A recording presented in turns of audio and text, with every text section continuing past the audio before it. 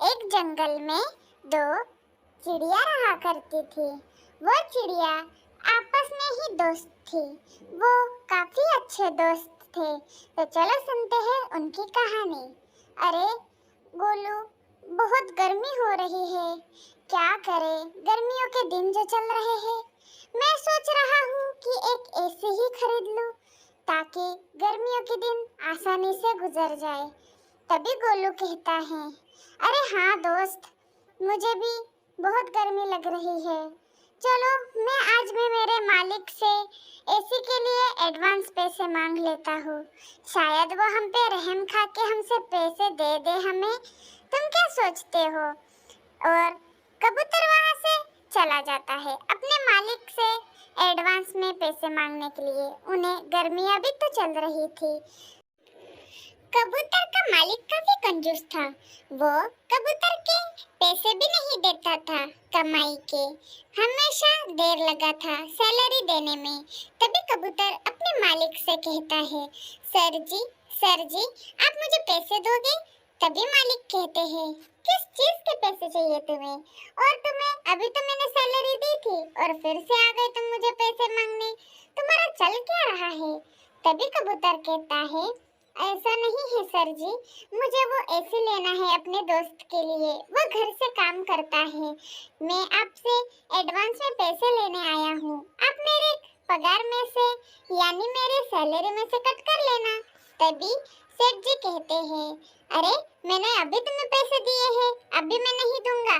जाओ अपना काम करो, वरना ये काम छोड़ के तुम जा सकते हो। मैं तुम्हें पैसे नहीं दूंगा।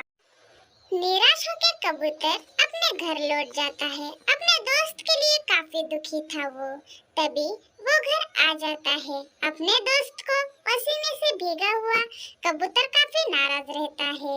तभी कबूतर कहता है, मेरे दोस्त, मुझे माफ कर देना, मैं तुम्हारे लिए एक एसी भी नहीं खरीद पा रहा हूँ। कैसा दोस्त हूँ मैं। हम दोनों मिलके यहाँ रह रहे हैं, लेकिन मैंने आज तक तुम्हारे लिए कुछ भी नहीं किया। तुम मेरे लिए इतना करते हो। मेरी सैलरी कम है, फिर भी तुम इस रूम का रेंट भरते हो। कितना अच्छे हो तुम। तभी चिड़िया कहता है, अरे नहीं नहीं दोस्त, इसमें तुम्हारा और मेरा क्या है? हम दोनों का मिलके ही तो है। कोई बात नहीं, हम कभी किसी दिन ले लेंगे।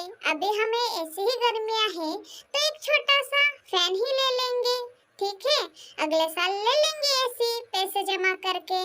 चिड़िया और कबूतर काफी अच्छे दोस्त थे। वो हमेशा ईमानदारी से रहते थे। कबूतर कहता है, तुम्हें आवाज आ रही है किसी चीज की? तभी वो दोनों बाहर आके देखते हैं तो एक बहुत खूबसूरत कबूतरीन पेड़ में अटकी हुई थी। उसे पंखों में चोट लगी हुई थी।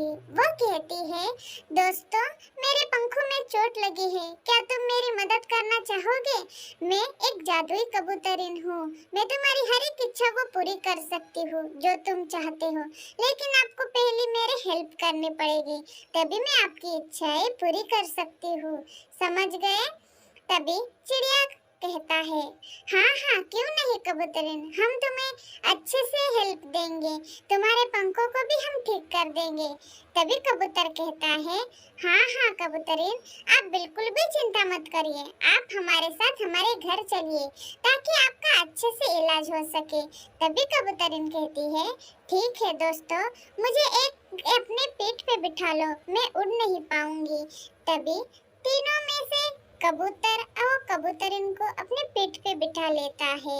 कबूतर और चिड़िया काफी खुश थे और वो कबूतरीन भी बहुत खुश थी इन दोनों की मदद के कारण से। चिड़िया, कबूतर और ओ कबूतरीन जादुई, वो तीनों घर आ जाते हैं। तभी कबूतरीन कहती है, मैं एक जादुई कबूतरीन हूँ और मेरा पंख मैंने खुद से ठीक कर लिया है। मैं सिर्फ तुम्हारी परीक्षा ले रही थी और तुम इस परीक्षा में पास हो चुके हो। मैं तुम्हें एक एसी दे ही देती हूँ। तभी चिड़िया कहता है, आपका बहुत बहुत धन्यवाद, आपने हमें इस लायक समझा और मुझे एक एसी आपको देने के लिए बहुत बहुत शुक्रिया। कबूतर भी कहता है, आपका बहुत बहुत शुक्रिया, आपने हमारे लिए इतना कुछ किया, इतना अच्छा एसी दिया आपने। आपके ये एहसान तो हम कभी जिंदगी भर भी नहीं भूलेंगे। और वो जादुई कबूतरीन और ठीक है कह के गायब हो जाती है। दूसरे ही दिन चिड़िया अपने दोस्त कबूतर से कहता है, तुम जाओ और अपने दोस्त यानी अपने मालिक से कह दो कि मैं यहाँ पे काम नहीं करूँगा। उसने हमारे बुरा दिन में हमें मदद नहीं की और हमारी कोई ज़रूरत नहीं वहाँ पे काम करने की।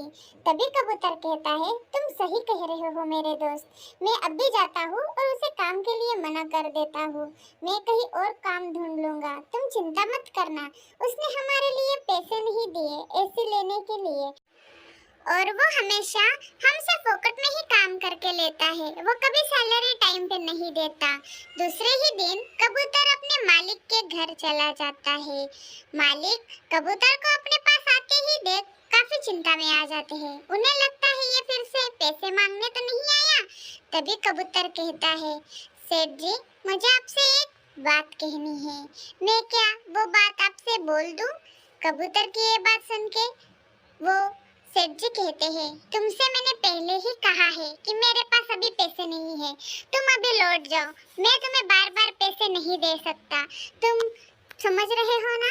तभी कबूतर कहता है, सेठ जी मैं आपसे पैसे मांगने नहीं आया हूँ, मैंने एसी ले ली है, इतनी गर्मियों में भी आपने मुझे पैसे नहीं दिए, आपको हमारी कदर ही नहीं है, आप कोई दूसरा ढूंढ लीजिए आपको काम करने के लिए, मैं यहाँ काम नहीं करूँगा। तभी सेठ जी कहते, तुम्हारी हिम्मत कैसे हुई यहाँ आके ऐसा बोलने की? तुम्हारे जैसे लाखों मिलेंगे, चले जाओ यहाँ से और दोबारा मुंह घुमा के यहाँ मत चले आना, ठीक है? और तभी कबूतर आ जाता है। वो काफी खुश था क्योंकि उसने उस जालिम सेठ से अपने पीछे छुड़ाया था। तभी कबूतर आके कहता है, मैंने तो वो सारी बातें कह दी जो तुमने मुझसे कहलवाई थी, ठीक है? अब मैं दूसरा काम ढूंढने जाऊंगा क्योंकि अभी घर बैठे तो हमें पैसे नहीं आएंगे, ठीक है? तुम एक अच्छा दोस्त हो।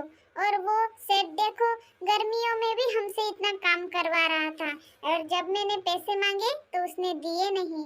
तभी चिड़िया कहता है कि जाने दो ना कबूतर, अब क्या उसकी बातें करना, छोड़ दो सारी बातें, हमारे घर में एसी लग चुका है, एसी की अब ठंडी ठंडी हवा खाओ मेरे दोस्त।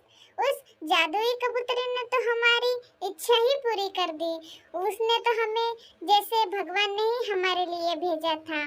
और कबूतर और चिड़िया हमेशा खुश रहते हैं और अच्छे से कमाई के लिए जाते हैं।